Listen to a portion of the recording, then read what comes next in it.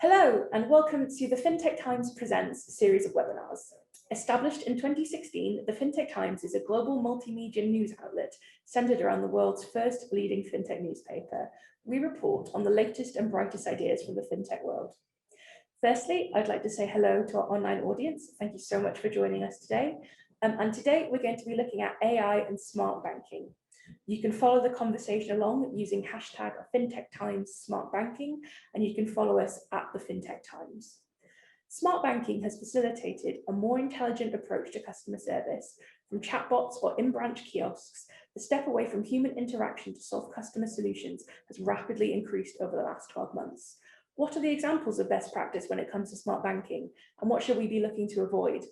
Another AI-driven vertical is Wealthtech, which is helping to accelerate digital wealth transformation across the globe, both for companies, asset managers, and for individuals. This webinar will examine not just the latest tools and trends in Wealthtech, but also how new technology is innovating this sector.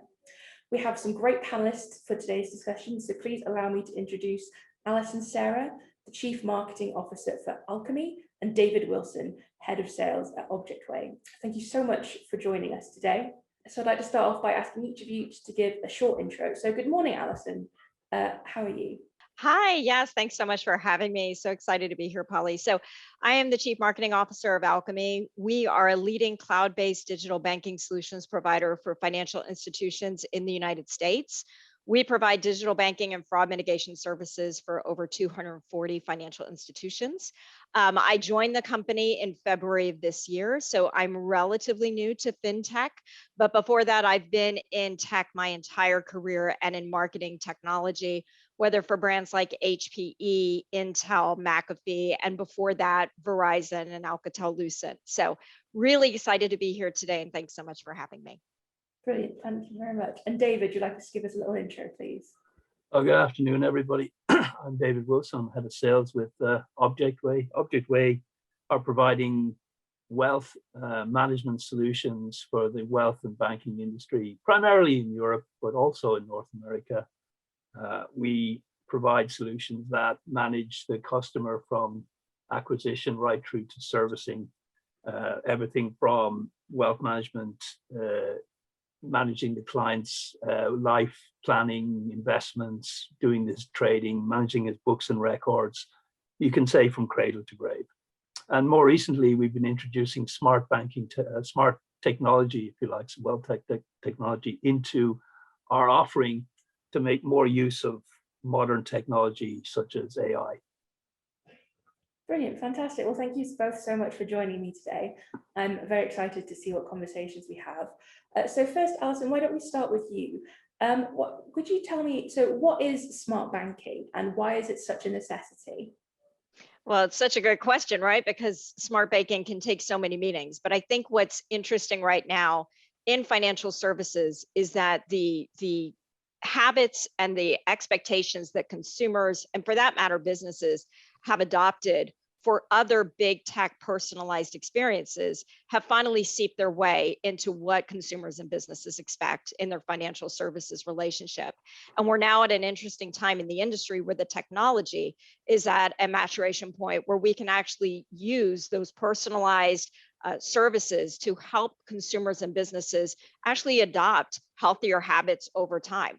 So I think smart banking is a broad definition, can cover a lot of things, everything from what David, I'm sure we'll be talking about on the wealth management and personal financial management side of the coin, but all the way on the other side for a financial institution to be able to think about, fraud mitigation and protection and identity protection for their consumers and their businesses.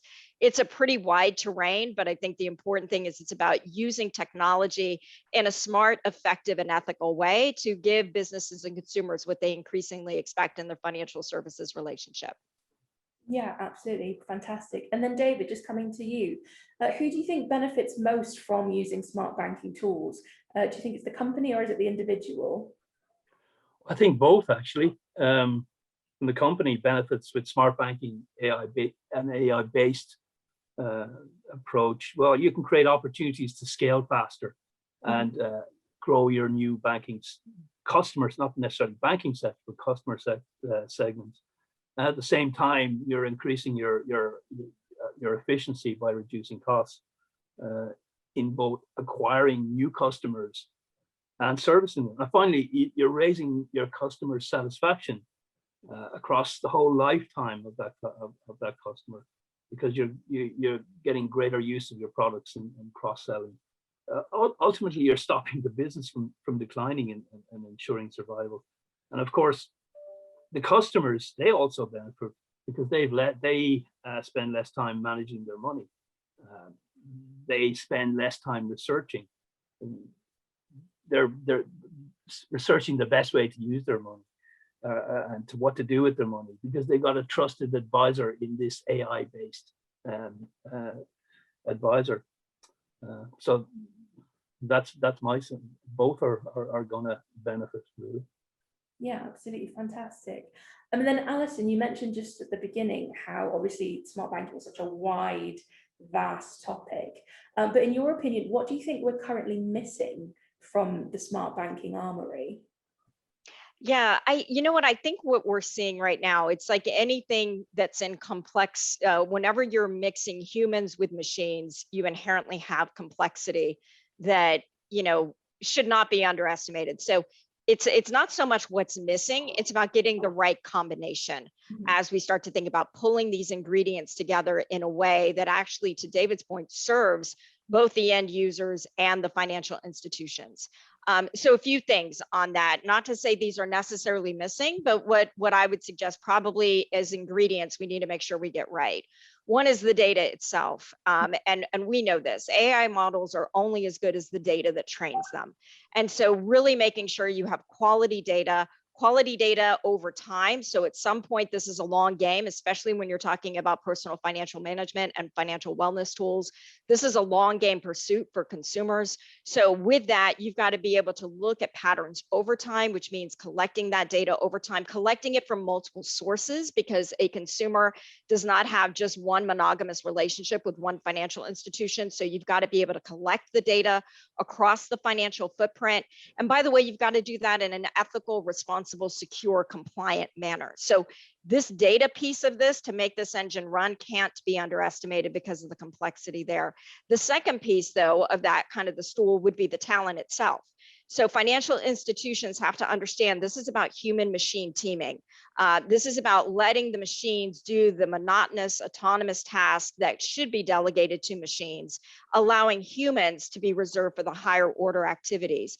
And I think that at least in the United States, financial institutions need to be prepared to compete in what is largely going to be a seller's market for data scientists. The Bureau of Labor Statistics here estimates that there's going to be a 15% growth in these kinds of positions over the next 10 years, which is much higher than the 4% growth for all other occupations. And then last but not least, as if you think about the stool, it's about UX. And notice I said UX, not UI. UI is a function and an element of UX, but UX is much broader than just the user interface. UX includes the data that's being collected behind the scenes to be able to serve up those real-time targeted offers or the persuasive technologies to nudge the behavior along, as well as looking at those integrations that exist behind the scenes, those real-time integrations that inform the 360-degree view of the user's behavior. So when you start to look at UX, now you're starting to look at those three things, UI, data, integrations, and where now you start to look at things like persuasive technologies, gamification, because this is about nudging consumers over time towards developing consistent lifestyle changes on a pattern toward financial fitness and wellness. Yeah, absolutely fantastic. And then, so David, going to you and just sort of switching in slightly to more of a wealth tech kind of aspect. What has the demand been like for wealth technology, and what do you think has stimulated it? Well, I think in the last few years, there's been a number of kind of recent kind of innovations that have stimulated wealth tech in wealth. The first one's mobile smartphones. Seems like a simple thing, but the delivery of client investment information to your mobile phone. Now, we've had client portals for years in investment management, but nobody used them because they were too cumbersome, and you had to log on, and you had to go in, and it was inconvenient to use web portals on a PC. but with your mobile, it makes it much easier. And Wealthtech has made it easier to access your investment portfolio now on your mobile phone. And that means paper delivery, paper reports, your annual paper report, that you receive annually or quarterly or whatever. Yeah, that's phasing out now. But using smartphone has also driven digital collaboration now with the advisor, because you have the phone. You can now start questioning about your investments by using secure messaging on your mobile, instead of having to make a face-to-face meeting to query what your investments are. Or you can do things like requesting a payment or requesting more investment, or let's say you want to buy or sell. You can say to your advisor, just simply on your mobile, do this for me. And it makes it far more easier. So that's been really an innovation. But then, of course, you get the whole onboarding. I think it's the second thing that's really driven innovation, where you can engage the prospective client in the digital onboarding process, encouraging him to send, or them to send, documents such as their passports, their proof of address, online. And then you can then send them back documents where they can digitally sign, which means in the whole process of onboarding, information that you gather throughout the whole length of that onboarding time is gathered and used and distributed automatically and electronically within the systems, to the back-end systems, to the back office custody systems, to the CRM systems, to the PMS systems. So you're kind of reducing all the errors from reconciliation and manual rekey. So the whole plethora of benefits that have been gained by the whole Wealthtech introduction. Yeah, absolutely. And then sort of just staying with you for a second, David, do you think that Wealthtech has now become mainstream, like in light of all the things that you've just said with the demand? Well, I think mobile in Wealthtech, as part of Wealthtech, is now mainstream in terms of collaboration. And also with the pandemic, virtual meetings, for example, are now commonplace and mainstream. All my clients are doing annual suitability reviews virtually with virtual meetings because they can't meet face to face. Previously, that kind of thing, the advisor would say to me, I have to meet my client face to face. But with pandemic, they couldn't, so they had to embrace virtual meetings. So I guess that's one thing that's really changed the whole how do you say, mainstream top thing. The other thing is, of course, trends in cloud computing. That is another thing that's becoming more and more mainstream, because it allows the companies to scale their business quicker and easier. And we're seeing the impact of that more and more.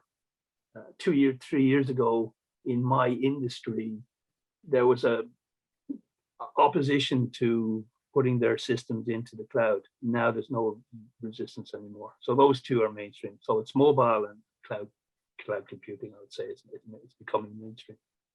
Yeah, I want to echo David's points there, because I think that they're so salient to the conversation at hand. I think it was Satya Nadella last year that in the peak of COVID said we've seen digital transformation that would otherwise take 2 years to achieve happen in 2 months. Yeah. And so I think whether it was the mobile proliferation, the cloud proliferation, certainly we saw this rapid acceleration, not just in financial services, but in just about every industry that now had to find a way to engage with their consumers and their users in a contactless kind of way.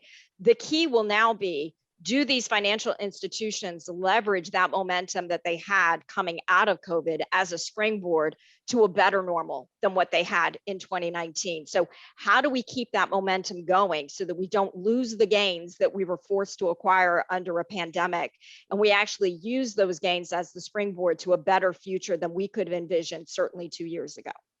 And I think, just to add that, I think customers are looking for 3 things now. They're looking for convenience, consistency, and personalization.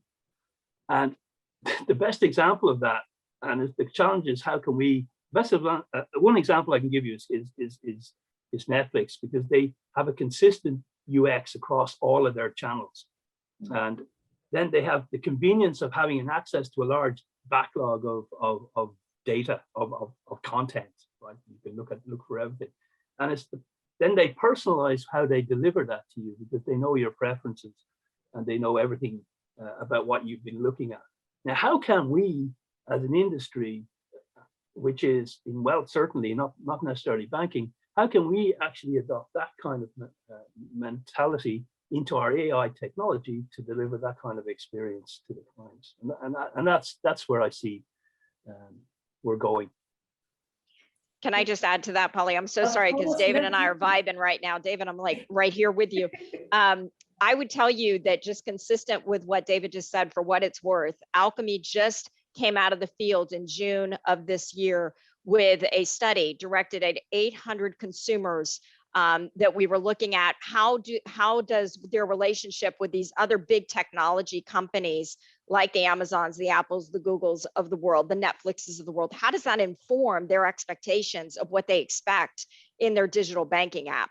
And to David's point, what we're finding is that the delta between what they want in their favorite non-digital banking app and what they want in their preferred digital banking app, that gap is narrowing. Yeah. So you see things like they want a fun and engaging experience. They want an experience that regularly evolves and improves. They want an app that understands their needs, to David's point, and shares with them relevant offers.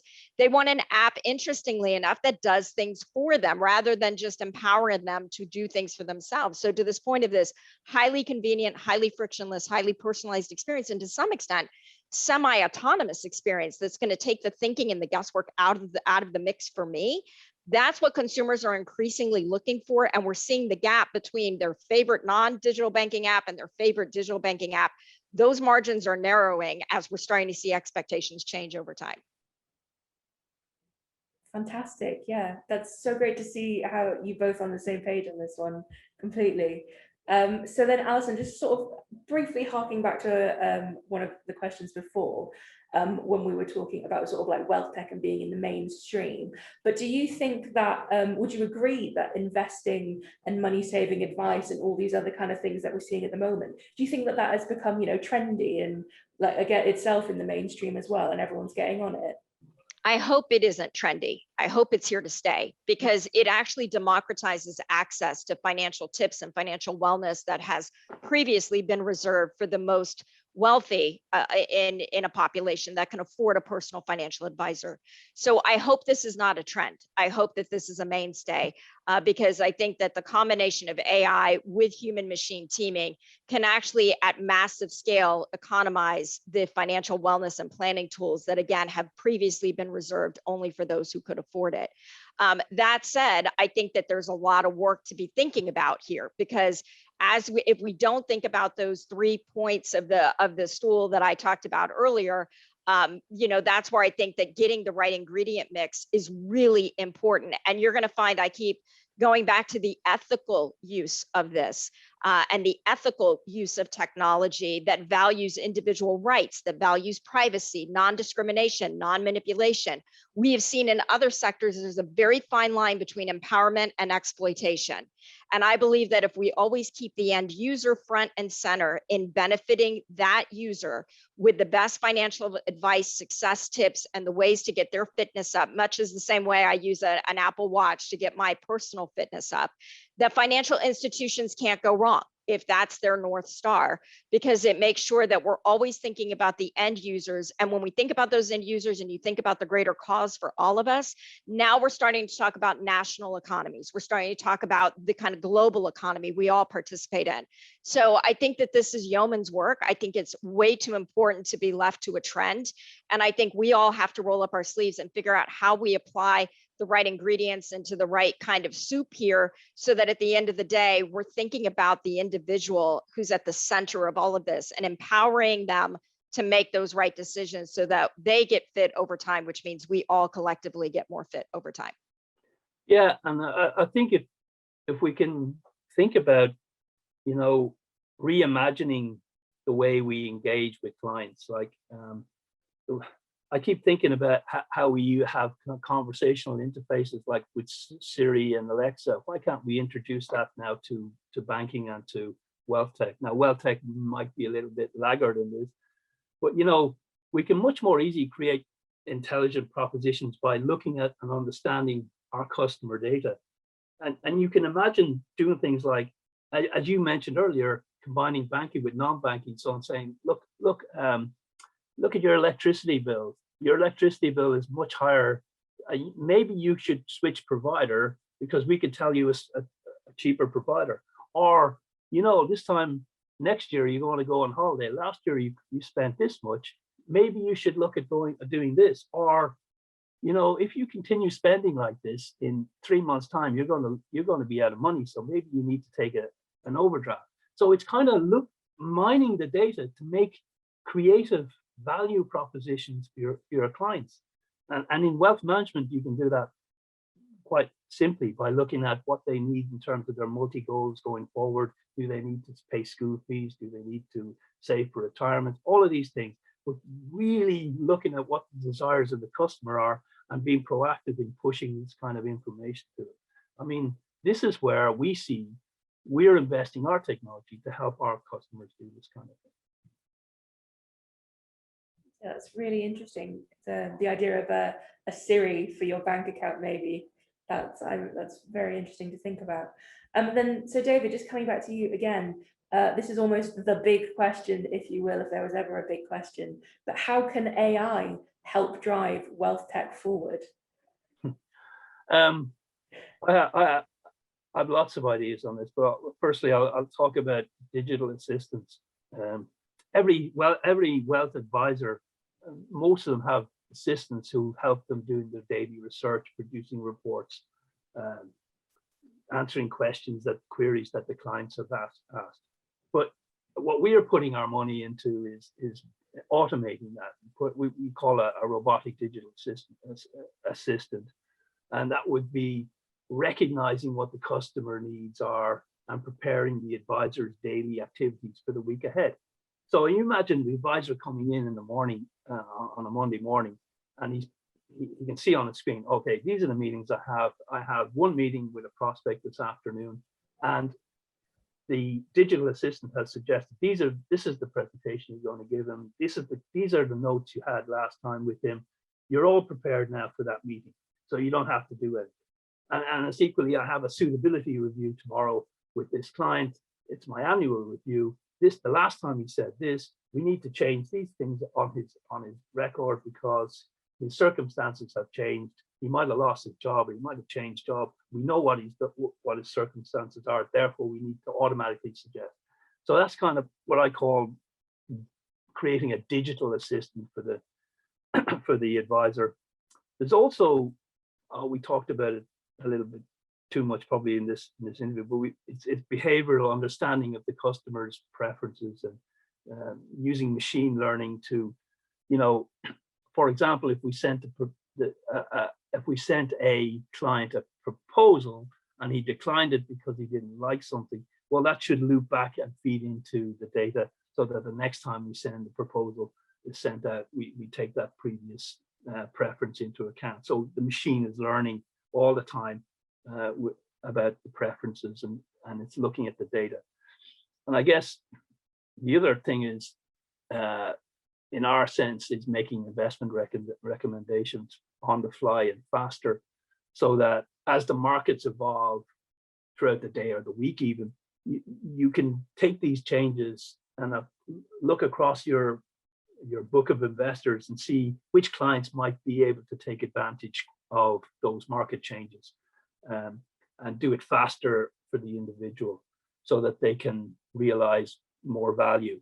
So these are the kind of things that AI is for us, is we're investing in to help drive and help move forward the Wealthtech industry. Fantastic, thank you. And Alison, was there anything you wanted to add to that also? What I want to just piggyback on to David's answer, you know, you notice that many of the examples he used were about this human machine teaming.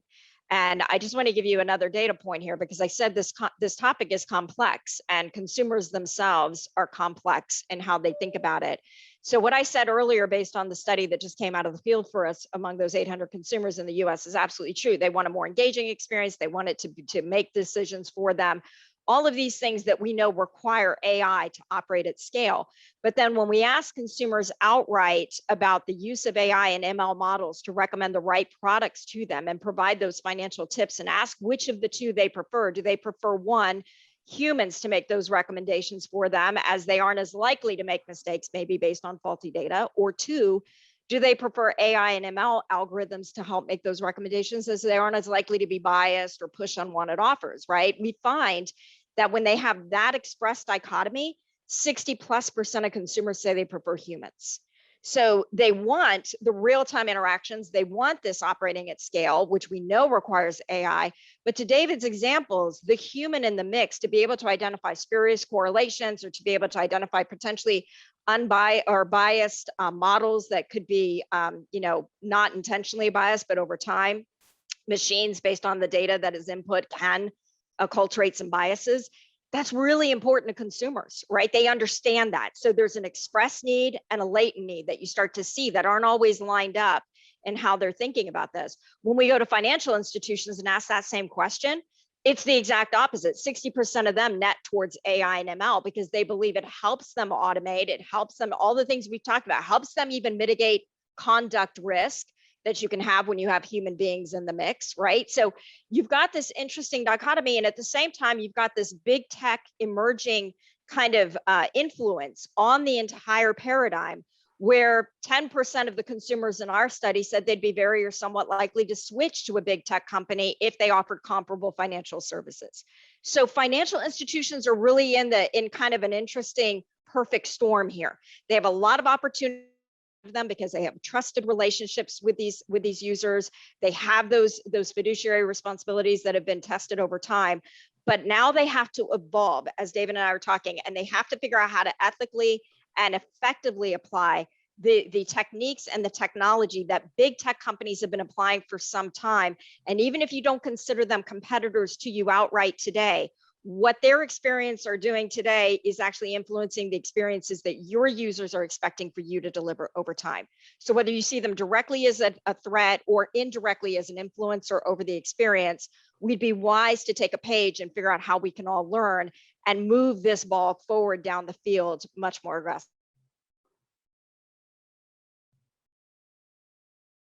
Fantastic. Yeah, so we're just coming up to our time now.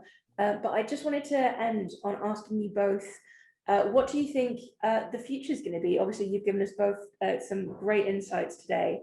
I'd love to just get a few quick words from each of you on what the future of wealth tech and smart banking and the use of AI is going to be. David, why don't you go first? Well, I think we've covered a lot of ground already, but what's the future going to be? I think we have to be very careful, certainly in the wealth management, not to try and totally change everything to be a robotic experience with the client. You need to maintain that face-to-face and always give the client the ability to request a face-to-face and an interaction with a human, because if they feel they're getting an exclusively robotic experience, that's not going to fly. And we've seen that with companies such as Nutmeg and Wealthfront, who have tried exclusively to do a robo-advisory kind of environment, and all of them have failed to really take advantage of that. They've all, and you see Nutmeg have morphed into they offer a hybrid advisory experience. So I guess we'll never stop using that. The other interesting thing is, in wealth management, the top firms can afford to invest in AI, but the smaller firms are struggling because AI has always meant quite a large investment in data, in technology and project to do it. So I think AI has got to develop where it's more out of the box, so that it's more cost effective for smaller firms to embrace it, because if it still remains as it is, it'll only be the top firms that can afford it. So it needs to really progress to where you can just get it off the shelf. That's my Brilliant, fantastic. And then Alison, your insights, please. So I've learned long enough being in technology, never predict the future, because you never know what's going to happen. But here's what I'll say. Here's what I'll say. I will say that there's two outcomes here that hopefully we all mutually deliver. One is financial choice for consumers and businesses. Financial choice by having the most number of financial institutions available to compete on an even playing field as possible. When R&D investment, to David's point, is consolidated to just a few firms that can afford it, that's bad news for end users in that marketplace. So companies like Alkami are here to democratize the technology for the financial institutions that can't afford to pour all that money themselves into the R&D. They rely on us to provide them a best-in-class digital banking platform to allow them to compete and to keep them in the market as relevant competitors of choice for the consumers and businesses they serve. So that's number one. And then when we do that right, and we give those consumers and businesses choice, now we start to look at personal financial management and wellness tools to actually democratize the ability for all consumers to basically not just survive, but thrive.